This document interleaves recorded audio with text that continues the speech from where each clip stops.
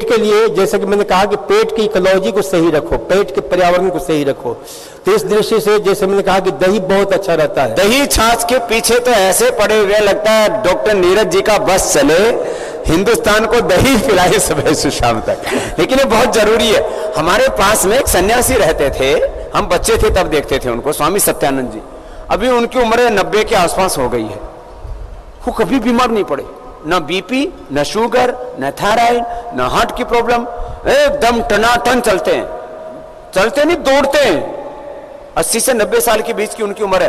रोज छाछ पीते हो, कम से कम आधा से 1 लीटर रोज छाछ, सर्दी गर्मी। बरसात में कहते हैं छाछ नहीं पीना चाहिए, आयुर्वेद में निषेध किया है, लेकिन वो तो 12 महीना छाछ, और छाछ मिल जाए तो उनको ऐसा लगता है जैसे दुनिया का सारा सुख मिल गया हो, कभी बीमार नहीं पड़ते। तो ये छाछ वास्तव में, मैंने एक तो जीता जी आदमी देखा, उसने छाछ के ऊपर रिसर्च, 80 साल हो गए उसकी रिसर्च को तो ये पेट वाला मामला बहुत जबरदस्त है। वैसे पूरे साउथ में भी लोग थोड़ा सा दही या छाछ जरूर लेते हैं। वैसे हमारे यहां पर भी छाछ की प्रक्रिया थी कि तक्र तो इंद्र को भी दुर्लभ है,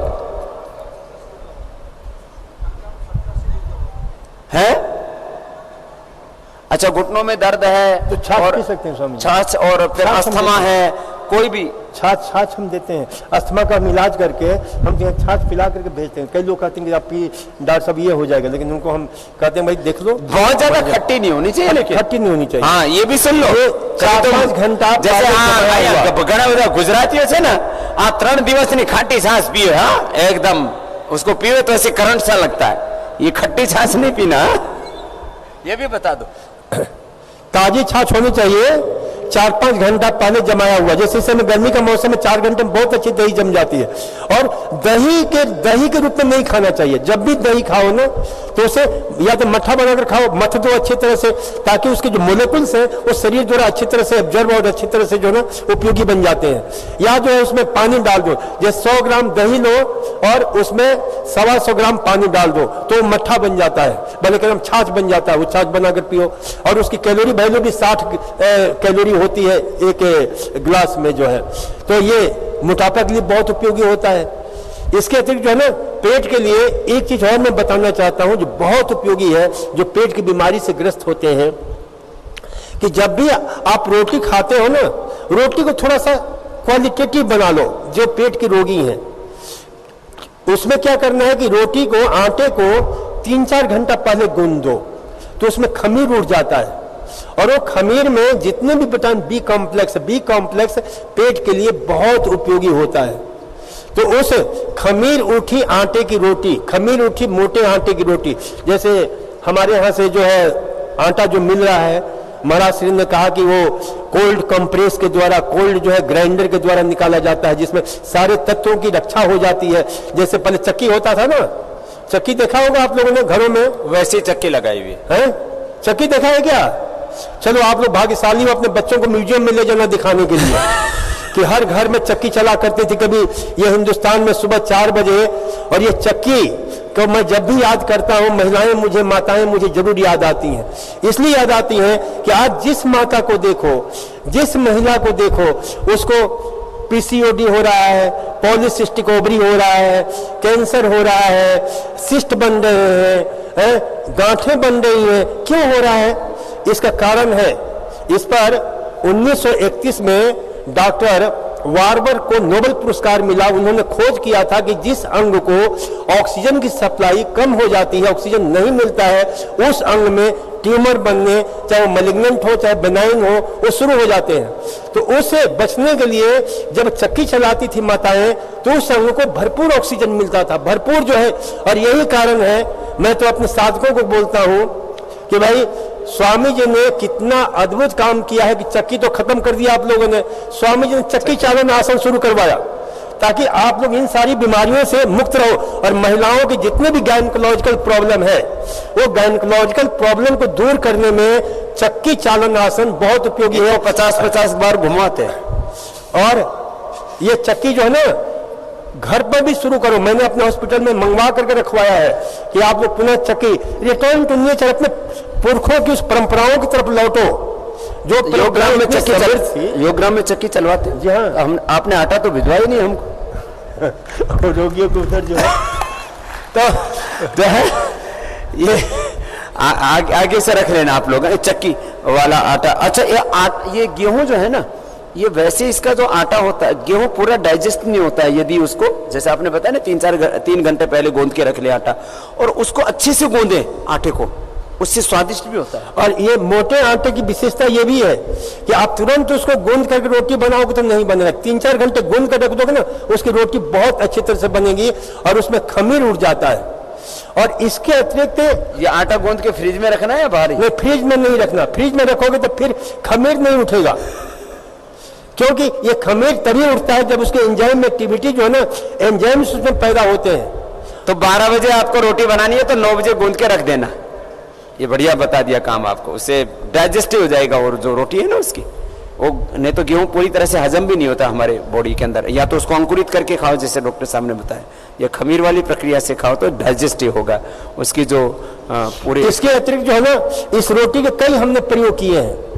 जैसे खून की कमी हो जाती है तो उसके लिए हमने क्या किया कि ये क्या नाम, पालक के पत्ते के रस में गूंद दो रोटी, पालक का रस निकाल करके उसमें उस आटे को गूंदो। और मैंने कहा कि ये पतंजलि का आटा जरूर इसलिए काम में लो कि ये कोल्ड कंप्रेस का है, कोल्ड ग्राइंडर का जो है ये आटा बना है, तो जो है काफी उपयोगी होगा। बस ये है कि परम श्रद्धेय स्वामी से मैं निवेदन करूंगा कि उसे सर्वस्व उपलब्ध कराएं।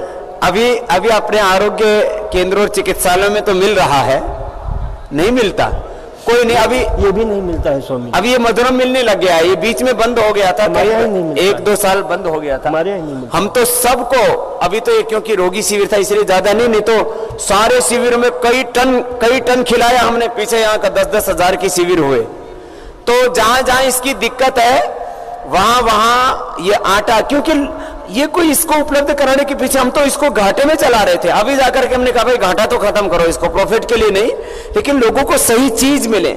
कचरा खा करके बीमार हो रहे हैं सब, है ना।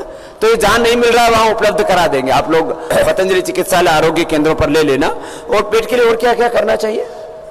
ये पेट के लिए तो ये, और दही हमने बताया। इसके फलों में कौन कौन सा फल अच्छा? फल में पेट के लिए देखिए सबसे बढ़िया नाशपाती जो है, कब्जी को दूर करने वाला, कब्ज को नाश करने वाला नाशपाती। जिनके भी कब्जी रहती है आप चबा के खाएं तो, चबा खाओ तो और अच्छे। जूस बनाने की जरूरत ही नहीं, जूस बनाने की जरूरत नहीं है। थोड़ा खट्टा होता है, किसी को दिक्कत हो तो फिर जूस बना के पी। जिनको दिक्कत होती है वो जो है उसका रस ले और फिर देखेंगे पेट कैसे साफ होता है। आपको एनमा लेने की जरूरत नहीं पड़े, एनमा जैसे पेट की धुलाई हो जाती है बहुत शानदार तरीके से।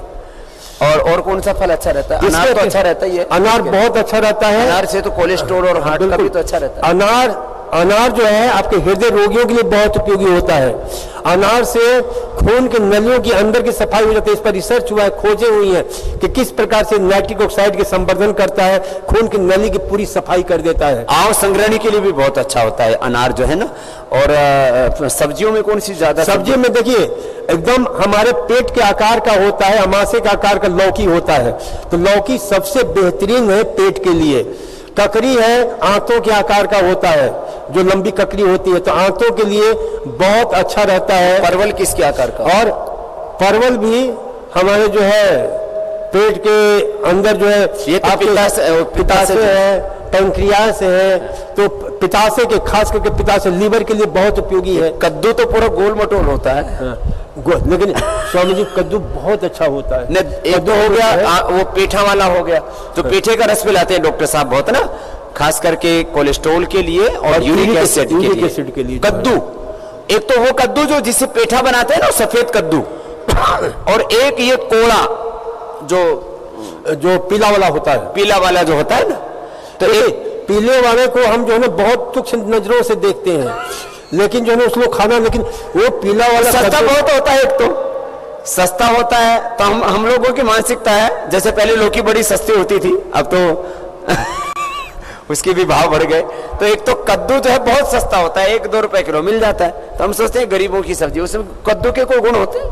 कद्दू के बहुत गुण है स्वामी जी, बताइए। डायबिटीज के लिए बहुत अच्छा, इस पर रिसर्च हुआ है। हाँ। क्योंकि डायबिटीज के लिए मना करते थे, इसके जो है ग्लाइसेमिक इंडेक्स इतना शानदार है कि अच्छा, एक चीज मैंने ग्लाइसेमिक इंडेक्स की बात आई तो मैं आपसे निवेदन करूं कि चावल, ये चावल जो है ना, यदि मैं तो कहूंगा परम श्रद्धेय स्वामी जी की चावल भी, ये बासमती चावल जो है ना सबसे खतरनाक होता है, क्योंकि इसका ग्लाइसेमिक इंडेक्स 110 होता है। लेकिन उसी जब आपको जो है ना पर बॉइल्ड राइस लेते हैं, उसना चावल लेते हैं, तो बिल्कुल आधा 55 ग्लाइसेमिक इंडेक्स हो जाता है। और ग्लाइसेमिक इंडेक्स उसको बोलते हैं कि वो कितना जल्दी हमारे खून के साथ मिल करके और शुगर की मात्रा को बढ़ा देता है।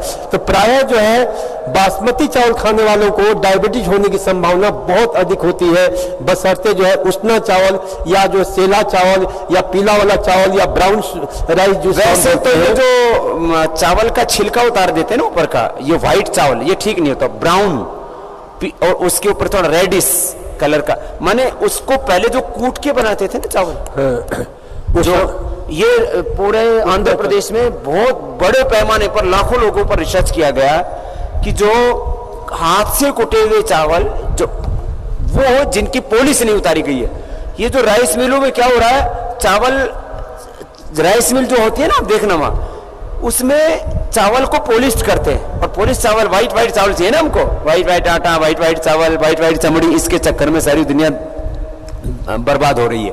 तो उसकी चावल के ऊपर का जो छिलका, उसका तेल निकालते हैं, उसको बेचते हैं, और उसमें भी बहुत भयंकर केमिकल प्रोसेस होता है, और वो चावल बहुत खतरनाक, उसी से डायबिटीज बढ़ रही है, उसी से मोटापा बढ़ रहा है। चावल को और जौ को हमारे यहाँ पर सबसे सात्विक आहार माना जाता है।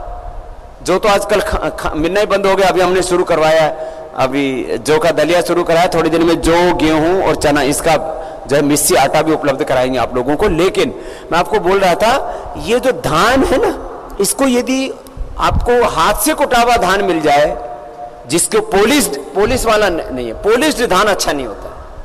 और इस चावल को, क्योंकि उसको थोड़ा सा बनाने में थोड़ा ज्यादा समय लगता है, तो उसके लिए क्या करना चाहिए कि आधा 1 घंटा पहले उसको भिगो दीजिए और फिर उसको बनाइए, तो जल्दी बन जाता है। तो ये जो है ना ब्राउन शुगर या ये चावल यदि प्रयोग करना हो तो यही करें, और इसी को, क्योंकि बासमती चावल बिल्कुल वो भी हम व्हाइट पॉइजन के कैटेगरी में ही उसको रखते हैं। तो इसलिए बासमती चावल का प्रयोग, देखिए ना, हिंदुस्तानी लोगों ने, पहले अमेरिका में डायबिटीज इतना नहीं था, अमेरिकन लोगों में, हिंदुस्तानियों ने उनकी खाने की आदत को ऐसा चेंज किया कि अमेरिकनों में धीरे धीरे डायबिटीज की संख्या बढ़ती जा रही है, और वहां भी वो चावल जो है उगा रहे हैं, बासमती चावल खा रहे हैं, उसका परिणाम भुगत रहे हैं वो।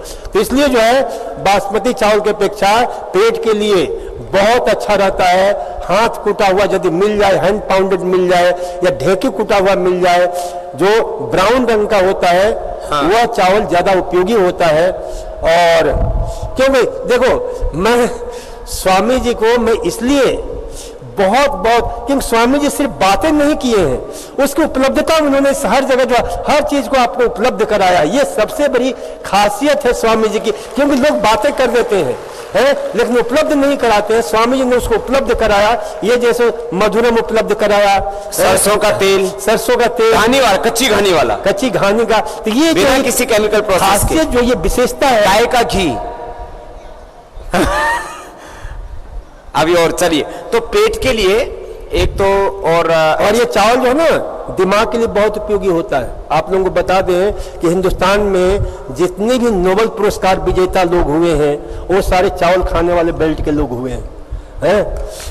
और भविष्य में हमारे परम श्रद्धेय स्वामी जी बनेंगे, ये पूरा मुझे विश्वास है, पूरा मुझे भरोसा है।